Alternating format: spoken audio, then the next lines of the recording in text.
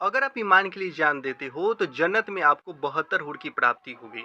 जी हाँ, वही हूर की बात कर रहा हूँ जिनके ज़िक्र इस्लाम के हर महफ़िल, हर बयानों में किया जाता है। सलाम का फरमान है कि सबसे अदना जन्नती को 80,000 खादिम और 72 हूरें दी जाएंगी। लेकिन अफ़सोस 72 हूरों की वादा करके बहुत लोगों को आत्मघाती हमलों के लिए उकसाया जाता है। सबसे पहले ये समझो आप कि ये हूर जो शब्द है, इसका मतलब होता है क्या? हूर जो शब्द है वो जन्नत के खूबसूरत महिला के लिए यहाँ पे प्रयोग में लाया गया है।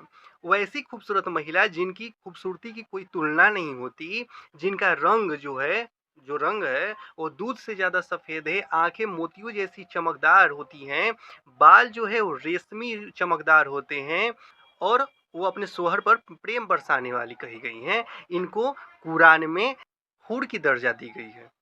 लेकिन इस्लाम के जब आप पवित्र ग्रंथ कुरान को पढ़ोगे तो आप देख के चौंक जाओगे कि वहाँ पे कुरान के किसी भी आयत में कहीं भी 72 हूरों की चर्चा की ही नहीं गई है।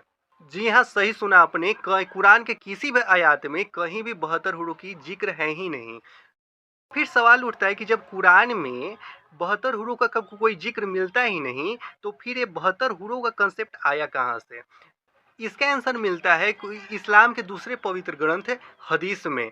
यानी कि हदीस वो लिखावट जो मोहम्मद पैगंबर के अनुयायियों द्वारा लिखा गया, उनकी बातों को सुनते हुए उनके साथ रहते हुए जो वो अनुयायियों ने सीखा उनको बाद में याद करके अपने अपने भाषा में लिखते चले गए। वही जो ग्रंथ बना वो हदीस कहलाया। हदीस बहुत सारे हैं, हजारों हदीस हैं, उनमें से सिर्फ 4 या 5 में ही 72 हूरों की जिक्र किया गया है। दरअसल हूर का कंसेप्ट एक इनाम था जो कि आप नेक और ईमान के कामों के लिए आपको जन्नत में मिलेगा। लेकिन अफसोसवश बहुत सारे लोगों ने इसी के वादे कर के आत्मघाती हमले कराना शुरू कर दिए हैं।